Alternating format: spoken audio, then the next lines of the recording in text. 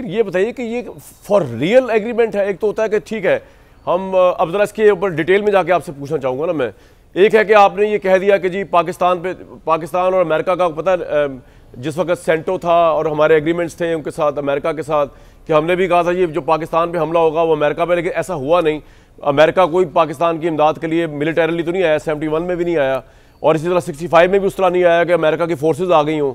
तो practically speaking one by one अगर हम चलें, लेट्स सपोज इजराइल हमला करता है सऊदी अरेबिया पे, तो इस एग्रीमेंट के बाद क्या चेंज होगा? क्या Pakistan practically with its missiles, with its air force, with its बर्री फौज इजराइल को जवाब देगा? ये एग्रीमेंट है।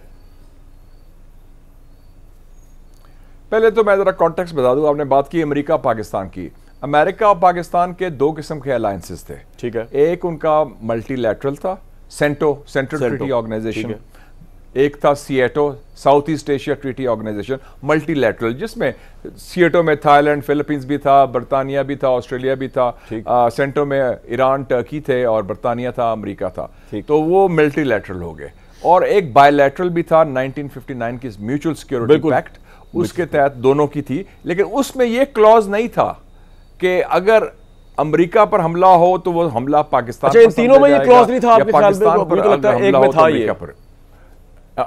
हाँ, नहीं, ये क्लॉज नहीं था। अच्छा, ये ये नेटो में क्लॉज है। नेटो का जो national north Atlantic treaty organisation है, उसमें ये क्लॉज है, an attack on one is an attack on all. उनके 29-30% मेंबर हैं, तो वो उसमें कॉन्टेक्स्ट में ये क्लॉज स्पेसिफिक टू है। हाँ, अगर let's say hypothetically, theoretically Israel कुछ करता है तो पाकिस्तान बिल्कुल पूरी इमदाद देगा। पाकिस्तान की अगर फौज उधर है सऊदी अरेबिया में, वो लड़ने को तैयार होगी। अगर पाकिस्तान के कोई हथियार हैं वो इस्तेमाल किए जाएंगे, तो बाय ऑल जो हमारा इक्विपमेंट है वो होगा, हम पूरी हमायत करेंगे सऊदी अरेबिया की। इसी तरीके से खुदा न खास्ता अगर पाकिस्तान पर जारियत होती है तो उसकी मुख्तलिफ इमदाद हो सकती है। अगर इंडिया करता है बिल। अच्छा नहीं सर, मैं अभी इंडिया वाले फैक्टर पे आता हूँ। ये बताइए कि सर आप मुशाहिद साहब कह रहे हैं कि जी इमदाद करेगा पाकिस्तान, मतलब Pakistan in terms of logistics, क्योंकि मैं इस एग्रीमेंट के तनाजुर में जानना चाह रहा हूँ। एक होता है कतर पे हमला हुआ, सारी कंट्रीज ने वो हुस्न सलूक पेश किया, गए वहां पे कॉन्फ्रेंस हुई। क्या डिफरेंट होगा? इमदाद से मुराद पाकिस्तान, आपको लगता है आइंदा आने वाले दिनों में अगर खतरा देखे सऊदी अरेबिया, पाकिस्तान की मजीद फोर्सेज भी वहां खड़ी हो सकती हैं जाके for the defence of Saudi Arabia? Pakistan भी मिसाइल टेक्नोलॉजी भी रिएक्शन में दे सकता है अगर इजराइल अटैक करे सऊदी अरेबिया पे मिसाइल के जरिए? इस हद तक भी हम जा सकते हैं लॉजिस्टिकली? देखिए जी, 1982 में जनरल ज़ियाउल्लाह की गवर्नमेंट थी, एग्रीमेंट हुआ था पाकिस्तान का और सऊदी अरेबिया का कि हम अपने ट्रूप्स जो हैं, पाकिस्तानी ट्रूप्स तैनात करेंगे सऊदी अरेबिया में।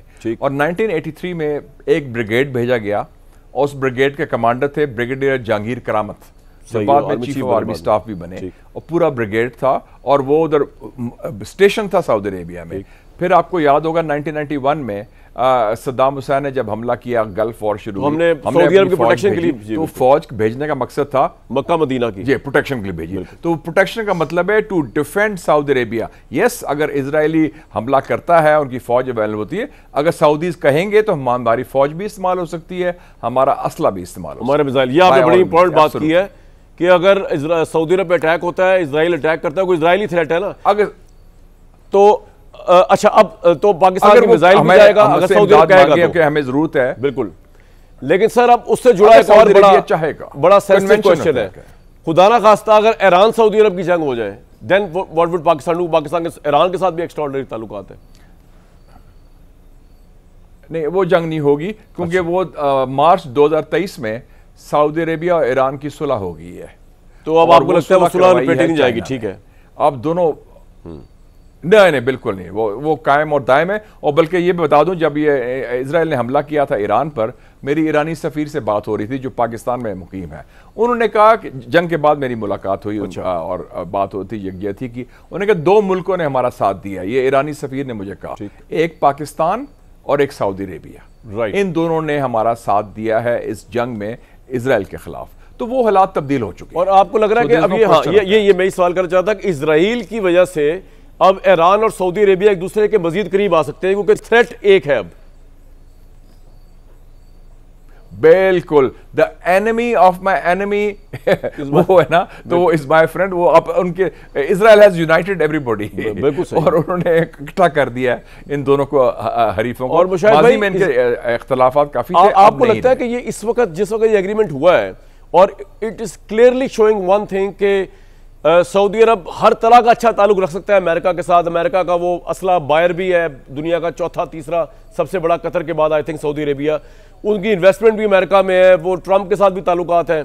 लेकिन at this point of time जब पाकिस्तान के साथ ये एग्रीमेंट सऊदी अरब ने किया सिक्योरिटी अम्ब्रेला का, और एक तरह से अमेरिका की सिक्योरिटी अम्ब्रेला को साइड पे कर दिया, सेट असाइड कर दिया, तो इस मौके पर ट्रंप सोच रहा होगा कि उनसे गलती हुई है, उनकी डिप्लोमेसी गलत हो गई है, उनका कतर के मामले के ऊपर out of the way Israel के साथ जाना या साइलेंट रहना ये गलत हो गया।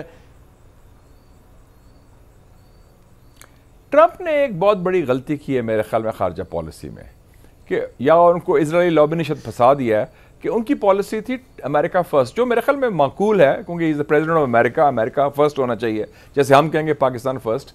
लेकिन उन्होंने पॉलिसी कर दी है इजराइल फर्स्ट, अमेरिका की। इजराइल की वो हर बात की तायद कर रहे हैं, इजराइल को लगाम लगाने को तैयार नहीं, इजराइल को रोकने को तैयार नहीं। जब दोहा का समिट हो रहा था तो आपने देखा बैक वक्त, उस वक्त मार्को रूबियो जो अमेरिकन वजीर खारजा है, और नेतन्याहू की प्रेस कॉन्फ्रेंस हो रही थी जिसमें मार्को रूबियो तायद कर रहा था जो नेतन्याहू कह रहा था। तो इस हवाले से फिर अगर इजराइल हमला कर रहा है अरबों पर, मुसलमानों पर, और अमेरिका उसको रोक नहीं रहा, अमेरिका उसकी तायद कर रहा है, या अमेरिका उसको आंख मार रहा है, या शाबाश दे रहा है, थपकी दे रहा है, तो फिर जाहिर है कि, और अमेरिका ने जो कमिटमेंट की थी कतर के साथ कि हम आपका साथ देंगे, आप नॉन नेटो हमारे एलाय हैं और हमारे दोस्त हैं, सारा कुछ, उस तो लेट डाउन किया, तो इट्स अ बिट्रेयल। तो वो फिर अगर वो काम कतर से हो गया, कतर में अमेरिका का फौजी अड्डा है कि हम भी फारग हैं फिर। बिल्कुल, जिस तरह कतर में अमेरिका का फौजी अड्डा है, इस तरह सऊदी अरब प्रोटेक्शन के लिए भी पाकिस्तान की फोर्सेस को एक जगह पे बुला सकता है जहां पे वो परमानेंट रहे। एब्सोल्यूट, मेरे ख्याल में ट्रूप्स जाएंगे। मैं तो आइडियाज दे रहा हूं आपकी मदद से, बेसिस होंगे नए नए आइडियाज दे रहा हूं, चाहे उनके जेहन में हो भी ना हो। और आपसे ले रहा हूं उसकी highest paid person in Hollywood is the idea man. बिल्कुल सही। सर मुझे एक ब्रेक लेने की मुशाहिद भाई इजाजत दें, बहुत से इंटरेस्टिंग सवालात हैं। एक तो इंडिया का मैं रिएक्शन आपको दिखाऊंगा, और सवाल ये भी करना है मुशाहिद साहब से ब्रेक के बाद कि इंडिया के लिए इस पैक्ट का मतलब क्या है, क्योंकि इंडिया की नो डाउट इस वक्त मेरे सामने ट्रेड वॉल्यूम है सऊदी अरेबिया के साथ पाकिस्तान से कोई 10 से 14-20 गुना बड़ा ट्रेड वॉल्यूम है। और इंडिया अब अगर अटैक करता है पाकिस्तान पे तो सऊदी अरब किन टर्म्स में पाकिस्तान का साथ देगा या किस तरह करेगा, ये बड़ा इंटरेस्टिंग होगा। इंडियन मीडिया इस बारे में क्या सोच रहा है। एक दो बातें और इंटरनल पॉलिटिक्स के हवाले से कर रही है मुशाहिद साहब से कि शहबाज शरीफ साहब की रेटिंग अब कहां चली गई है इस मुआहदे के बाद। और क्योंकि ऑब्वियसली अगर शहबाज शरीफ साहब जितना ऊपर जाते हैं तो हमें पता है जो उनके मुखालिफ हैं, हुआ कोई जेल में या जेल के बाहर हैं, उनकी वो उतनी बंद गली में जाते हैं। तो इन चीज़ों के मुतालिक मुशाहिद साहब से बेस्ट कौन बता सकता है जो पाकिस्तान की पॉलिटिक्स और इंटरनेशनल पॉलिटिक्स पर गहरी निगाह रखता है।